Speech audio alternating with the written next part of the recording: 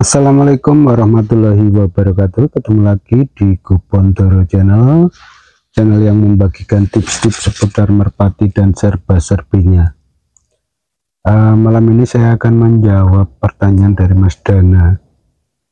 Walaupun pertanyaan itu sebenarnya sudah ada ya di video-video yang lama sekali, karena mungkin terlalu banyak udah video yang saya upload dan kemudian untuk scrollnya terlalu jauh, maka saya akan coba jawab pertanyaan ini kembali ya. Sebenarnya ulasan waktu itu bukan dari pertanyaan, tapi pembahasan tentang merpati yang biasa digunakan untuk tomprang di tempat saya, yaitu warna merah atau kelabu kalau di secara umum, atau ada pengertian lainnya ya. Kalau di tempat saya itu merah, ada tembong hitam gitu ya kalau kami bilang itu. Jadi merah ada titik, ada bulu satunya itu cuma satu di punggung sini, baik itu warna megan maupun hitam. Tapi kalau putih kami dulu nggak terlalu memfavoritkan ya, tapi kalau yang warna megan atau hitam itu difavoritkan untuk semacam gacuan lah untuk bermain tomprang. Nah, mitos apa sebenarnya yang tersembunyi di burung merah atau kelabu ada petik hitam atau megannya? Ini sekedar mitos ya, atau mungkin kadang memang, bukan kadang lagi, sering kejadian memang burung itu tergolong bagus. Jadi menurut kepercayaan dalam permainan kami ya di merpati tomprang rumahan itu, kalau burung merah atau kelabu kemudian ada hitamnya, itu biasanya burung itu kuat mental gitu ya, kuat mental untuk bermain tomprang. Dia tipe-tipe yang gampang turun ketika diklepek. Kemudian dia biasanya tidak mau mengikuti musuh, karena kadang kita mendapati burung yang masih baru ataupun memang dia punya karakter yang suka ngikut musuh. Jadi begitu muncul diklepek dia turun, tapi dia mengikuti musuh, jadi ke arah rumah musuhnya. Nah, kalau yang merpati kelabu atau merah ada peletik hitam atau perumpungnya, itu cenderung dia turunnya ke rumahnya sendiri, bukan cenderung, tapi memang kalau turun dia di rumah sendiri. Dia jarang sekali, saya belum pernah menemukan ya burung yang warna merah ada titik hitamnya itu kemudian katut ke rumah teman atau ikut ke rumah musuh gitu. Itu sekedar mitos ya, kalau burung warna merah ada tembong hitamnya atau peletiknya itu kuat toh atau mentalnya bagus untuk tomprang. Tapi kalau saya melihat dari sisi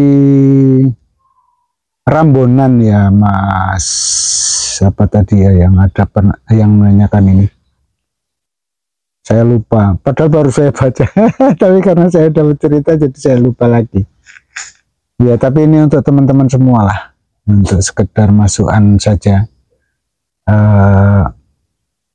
Kalau saya lihat dari rambonannya, jadi menurut pemahaman saya warna merah itu terbawa dari unsur gresiknya. Kemudian kalau hitam dia terbawa dari unsur jawanya. Kalau megan terbawa dari unsur posnya. Itu kalau pengertian saya. Dan kalau saya tanyakan kepada pemain-pemain senior dulu juga memang begitu. Jadi kalau untuk bermain tomprang itu sebaiknya punya 3 rambonan ya, punya 3 silangan antara gresik, jawa, dan pos. Jadi gresik itu untuk kemauan turunnya, kalau jawa itu untuk memori dan kemauan pulang ke kandangnya, dan pos itu untuk tenaganya. Itu pembagiannya.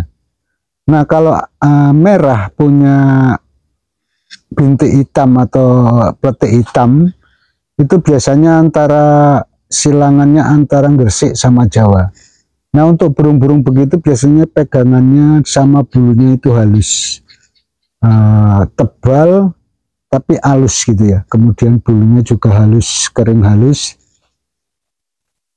Kalau seandainya pun dia di tulangan terbawa ke Gresik itu tipis, tapi untuk kemauan terbang dan turun itu tetap sama.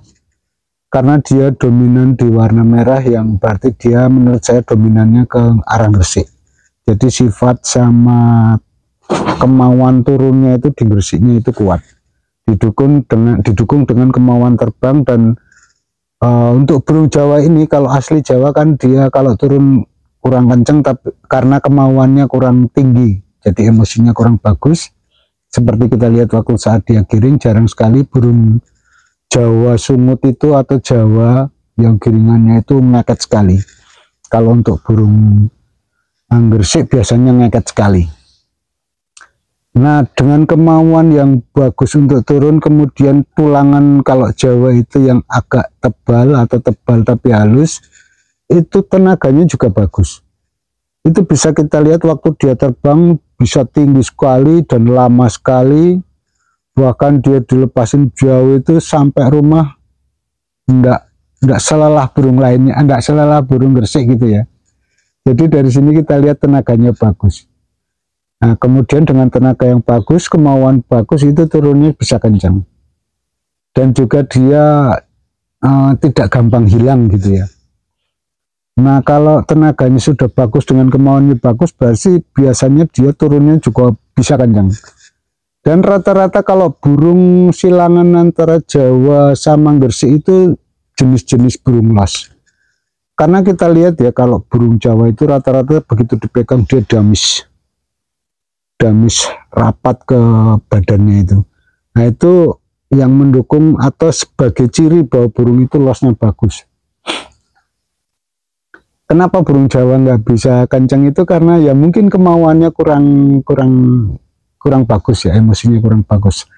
Ketika disilangkan dengan yang burung Gresik dengan kemauan atau emosi yang bagus, dia didukung tenaga dari tulangan Jawa yang bagus, dia bisa turun bagus. Dan itu rata-rata kalau silangannya Jawa Gresik itu losnya juga bagus karena badannya itu damis rapat ke badan. Kemudian kalau yang bintiknya Megan itu, menurut analisa saya, pengertian saya juga bahwa itu burung silangan antara Gresik dan Jawa. Gresik sama Pos maksud saya. Itu sebenarnya sama saja ya, untuk memori dan tenaga tulangan itu lebih bagus daripada Gresik. Kalau tulangan Pos itu biasanya dia kasar, kokoh ya, dipegang itu terasa kasar, terasa kaku gitu ya. Kesannya kaku gitu. Itu tenaganya juga bagus. Seperti kita lihat pada umumnya burung Pos itu terbang jauh, tinggi, dan juga kencang ya terbangannya. Nah, itu ketika disilangkan dengan burung Gresik, kemauannya bagus didukung dengan tenaganya bagus, akhirnya sama dengan burung yang Jawa Gresik. Tapi menurut pemikiran saya dan juga perkiraan saya, untuk burung Gresik Jawa sama Gresik Pos itu beda tipe untuk turun. Biasanya kalau yang Jawa Gresik itu dia losnya bagus, nanti di bawahnya yang agak ngeper sedikit. Tapi itu terbawa karena ada sifat Jawanya juga ya. Kalau rata-rata burung Jawa itu nggak ada yang kasar atau rapi, tapi biasanya ada pak gitu. Beda sama yang silangan dengan Pos. Pos itu dengan tulangan yang kokoh kasar, itu tenaganya juga besar, itu turunnya gabrus ya, gabruk, subuk gitu. Nah, itu nanti di satunya biasanya kurang. Ini cuma berdasarkan pengamatan ya, bukan pengetahuan paten atau jadi panutan, bukan. Biasanya satunya itu kurang, tapi nanti 2 dan 3-nya itu bagus kalau yang rambonannya ada Posnya, untuk yang warna merah ya. Kalau untuk ini sudah ya, pembahasan ini sudah saya beri gambaran cuma secara garis besar dan secara umum saja. Kemudian mitosnya yaitu yang paling sering saya dengar dari pemain-pemain senior dulu, kalau burung warna merah ada tembong hitamnya atau ada pete hitamnya itu secara umum kuat toh, dan itu kalau dijadikan merpati rumahan tomprang itu susah untuk dikalahkan ya.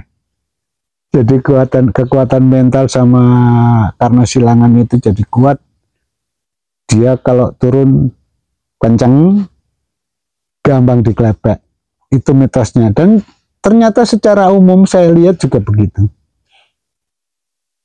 Masalah ada unsur X-nya yang kadang-kadang dipakaikan di sawangan atau apa, itu saya kurang berminat untuk mempelajarinya. Cuma memang pernah ada kejadian begitu, tapi saya ya antara percaya dan tidak percaya, jadi saya nggak ingin tahu atau nggak ingin mempelajari ya teman-teman sekalian.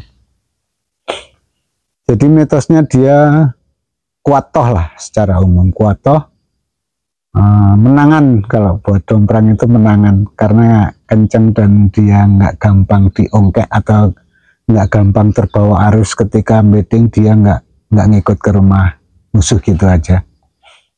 Itu ya Mas, secara umum aja ya yang bisa saya sampaikan, dan juga teman-teman sekalian semoga ini bisa bermanfaat dan bisa dijadikan sekedar referensi untuk pemilihan burung.